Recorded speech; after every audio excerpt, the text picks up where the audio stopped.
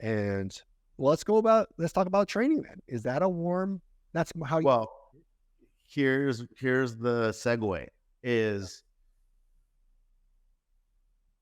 a great way to get face to face with people in a more warm type of lead environment is going to be doing group trainings, open group trainings, right? Do you have a space where you can do an open group training every damn month in your office? Maybe a neutral space. But, dude, I mean, and to give props to them, Heather Williams doing panels, doing trainings all the time. all the time? Like, and that's why. They'll even charge for it. Yeah. Yeah.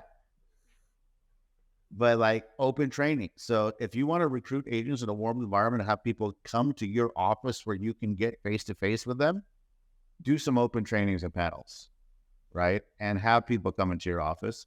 And that's your opportunity to, while it is a cold lead, as soon as they show up at your office, whether or not you've ever spoken to them, they're now a very warm lead.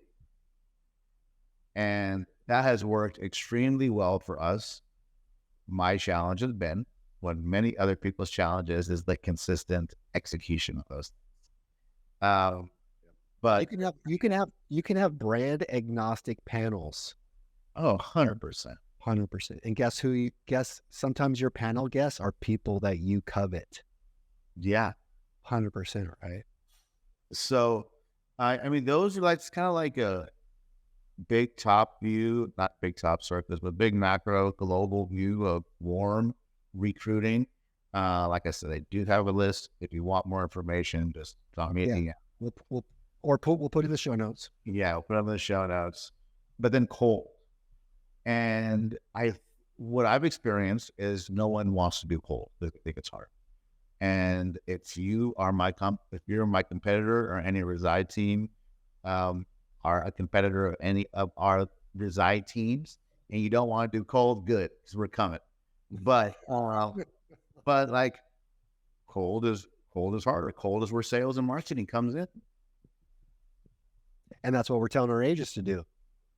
A lot of times we're telling a prospect, call people you don't know. They just signed up on the website, right? So cold is, you got their name, number, and roster. You got the roster. Yeah. I mean, if any agent out there is listening, calling a random buyer or seller is 100 times easier than calling a random agent. Yeah. And as a matter of fact, I'll be the first to admit that I'm not very good at prospecting for agents by picking up the phone because I don't like making those calls. Right. So what did I do? Pay other people to make those calls. So they're still being done. You're like the Henry Ford of real estate. You're like, I don't have to be the smartest person. I just need to hire the smartest person. Totally. And I think that's to a certain extent, a good lesson that everyone can have here. It's just like, okay, the money to hire people. Yeah. Here's what I do know about Cindy, right? Cindy and I, we're really good friends. We're business partners. He may not be picking up the phone. He may hire someone to do it. But I can tell you this, what he's consistent at, shooting videos. Yeah. I mean, Cindy shoots videos, coach, lead, and trains the other agent. They see him everywhere. So that takes the pressure off his team and his recruiter, because you're a known person, and it's not like, who are you? I never heard of you. I mean, you probably still get that, but it's a lot easier. Yeah. And I mean, that was on purpose. I was standing in my old house in the nursery, which later became my office. And I was saying, like, I want more agents. I want more sales. I am going to do more video than I said something to you the other day about reside, and it's a saying I like to a certain extent. This is how we're going to win. Yes. This is how we're going to win, and this is how we're going to win big. And guess what, everybody? It's usually one thing. It's one thing that you are going to be the most committed, the most consistent, the best at. And you might not be the best at it right now, and someone might be doing it, but they're not going to do it as long or as great as you. And so for you, Sydney, it was like, I'm going to do video and I'm going to win at it. I'm going to be the best at it. No one's going to do it more and no one's going to do it longer. And over time, what happened? You end up getting, I know this, a photographer, Chris, a videographer on staff, right? It's the iterations, everybody. It's like, okay, now I got to get a VA to do the editing. Now I got to learn how to get this to multi-channels. Yeah. So who's good at multi-channels? I don't understand Instagram. I don't understand TikTok. Who knows that? Now, it kind of spawns. But it starts with like one statement almost, right? Oh, yes. Well, one moment where you're like, this is it.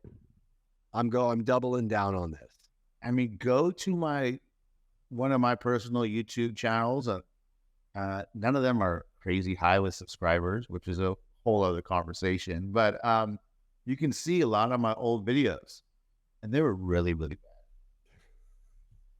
In fact, go to my Instagram and scroll to the beginning. They're terrible. Mm-hmm. And that's okay. However, those were there to take cold traffic to warm traffic. Mm. Right? They're breeding the familiarity by content, by seeing me every single day. So video is a big strategy on bridging that gap, right? And it sounds Tony Robbins-ish, right? But it comes with a decision. It's a decision to do it. And it's not about how, it's not about lighting, it's not about who, it's not about all that stuff. It's just about, your first videos are pretty bad. Do you expect them to be good? Like, I remember one time I was golfing with a friend and I was hacking it up, like hacking really bad.